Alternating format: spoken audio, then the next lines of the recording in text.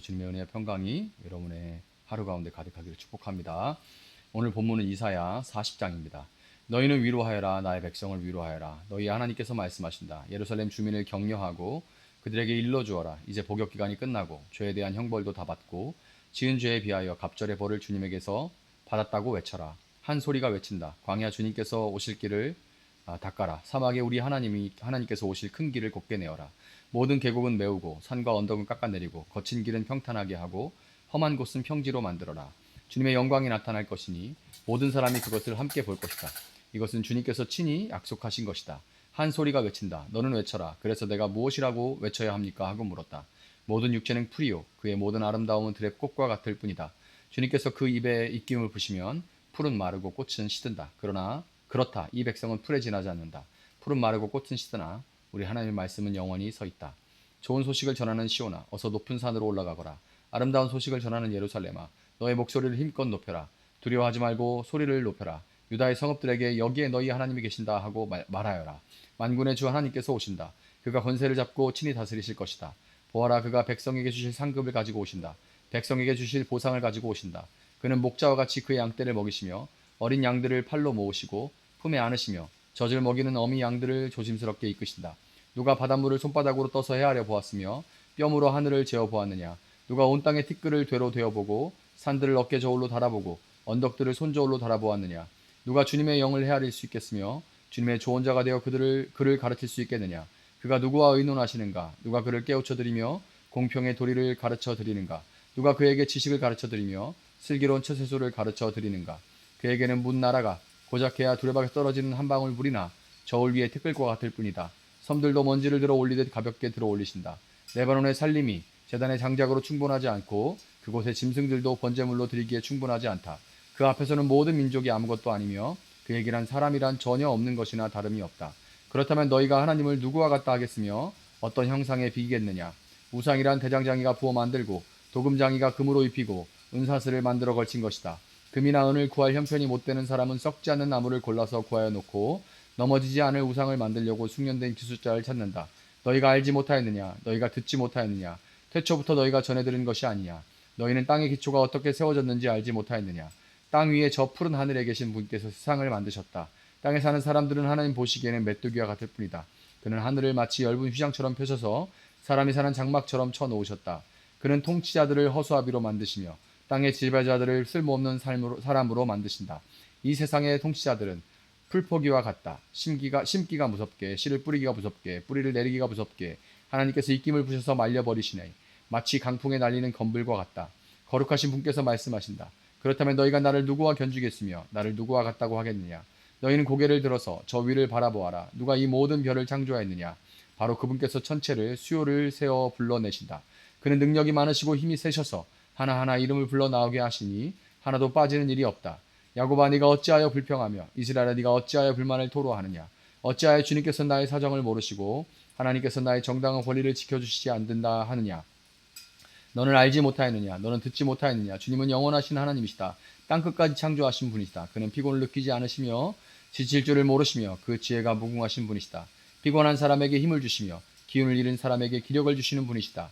비록 젊은이들이 피곤하여 지치고 장정들이 맥없이 비틀거려도 오직 주님을 소망으로 삼는 사람은 새 힘을 얻으리니 독수리라 날개를 치며 솟아오르듯 올라갈 것이요 뛰어도 지치지 않으며 걸어도 피곤하지 않을 것이다. 아멘. 혹시 살면서 막막한 광야에 홀로 서 있다고 이렇게 느낀 그런 적이 있으십니까? 길이 보이지 않고 모든 것이 메마른 그런 절망의 순간이 우리 삶 가운데 늘 있죠. 약 2700년 전 바벨론의 포로로 끌려간 이스라엘 백성들이 그런 때에 우리가 느꼈던 그 심정, 그 갑절, 역갑절의 심정이었을 것입니다. 나라와 성전을 다 빼앗기고 하나님의 약속마저 희미해진 그 캄캄한 절망 속에서 그들은 신음했습니다. 하나님은 정말 우리를 잊어버리셨는가? 이런 탄식 가운데 신음했어요. 바로 그 절망의 한복판에서 하나님의 음성이 폭포수처럼 그들에게 쏟아졌습니다. 너희 하나님이 이르시되 너희는 위로하라. 내 백성을 위로하라. 이것이 이사야 40장의 시작입니다. 이 말씀은 과거 이스라엘만을 위한 것이 아니죠. 오늘날 죄와 사망의 노예가 되어서 세상이라는 바벨론에서 고통받는 우리 모두에게 주시는 살아있는 위로의 메시지인 것입니다. 하나님께서 위로하라라는 명령과 함께 구체적으로 세 가지 소리를 통해 그 위로를 보내주시는데요. 첫 번째는 3절부터 5절에 길을 예비하는 소리입니다. 3절은 광야에서 여호와의 길을 예비하라라고 외치죠. 신약 성경은 이 소리가 바로 세례 요한의 소리라고 증언을 하고 있습니다. 1차적으로는 바벨론에서 예루살렘으로 돌아올 기적의 길을 약속하신 것이지만 이 예언의 진정한 성취는 죄에 노예된 우리가 하나님께로 돌아갈 구원의 길을 여신 예수 그리스도를 통해 진정으로 성취가 됩니다. 우리의 절망이라는 골짜기는 채워지고 교만이라는 산은 낮아지는 회개를 통해서 마음을 평탄하게 할 때 구원자이신 주님께서 우리 마음에 오셔서 참된 위로와 해방을 주시는 것입니다. 둘째는 6절부터 8절에 영원한 것을 붙들게 하는 소리입니다. 두 번째 소리는 모든 육체는 풀과 같다라고 외치죠.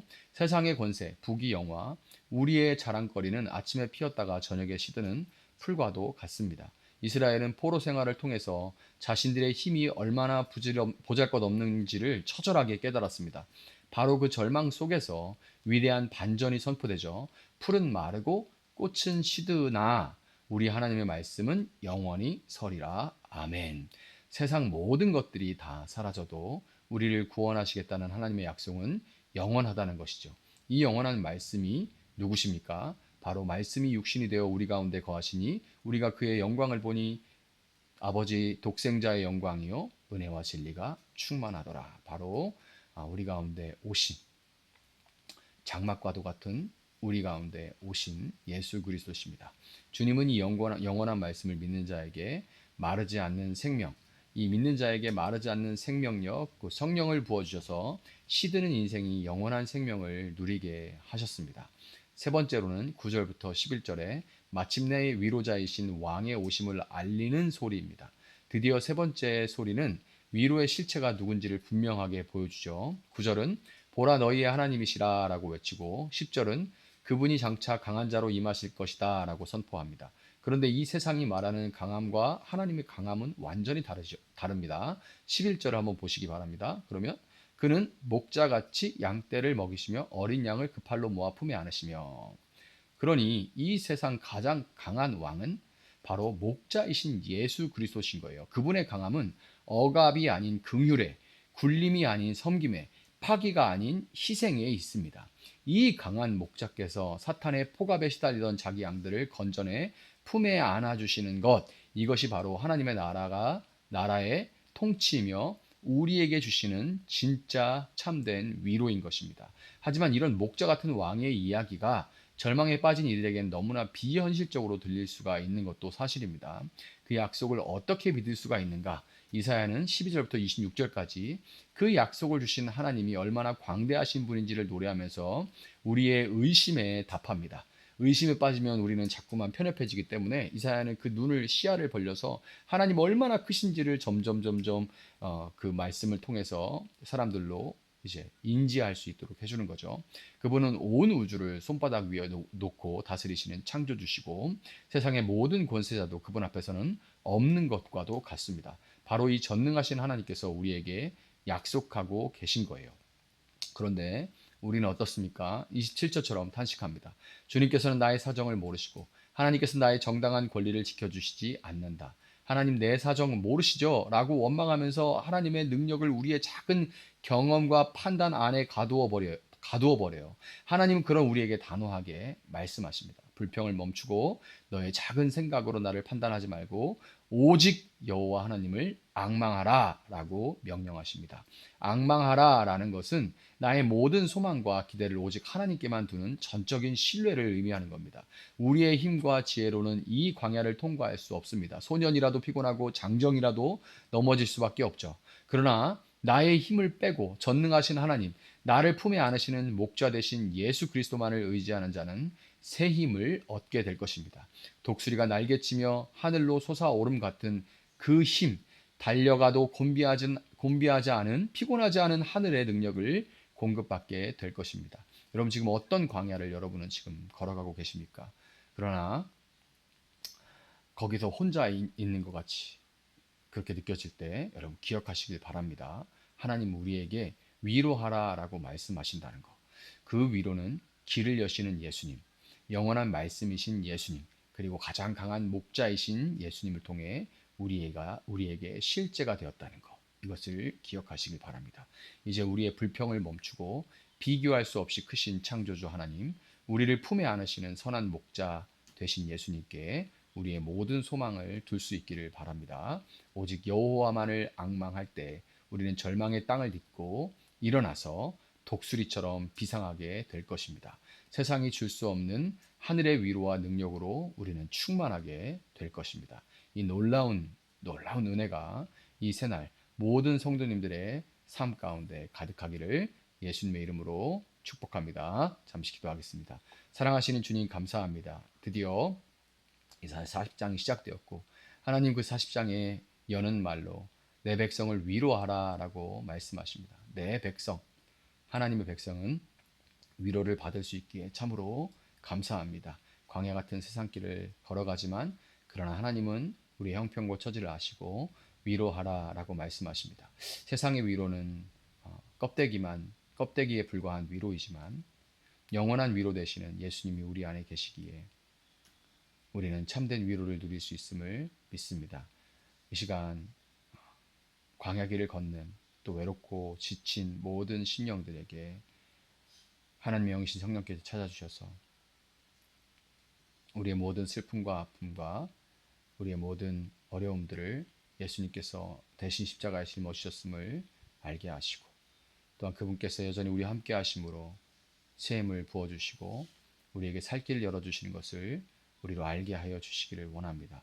이 길을 사망의 음침한 골짜기를 그러나 목자 되신 주님으로 인하여서 또 한 걸음 한 걸음 걸어가게 하시고 그러나 그 사망의 음침한 골짜기가 끝이 없을 것처럼 느껴진다 할지라도 터널 끝에 빛이 비춰오는 것을 우리 모두가 목도하고 경험할 수 있도록 도와주시기를 원합니다. 감사하며 예수님의 이름으로 기도합니다. 아멘. 오늘 주신 말씀 붙들고 계속해서 기도합니다.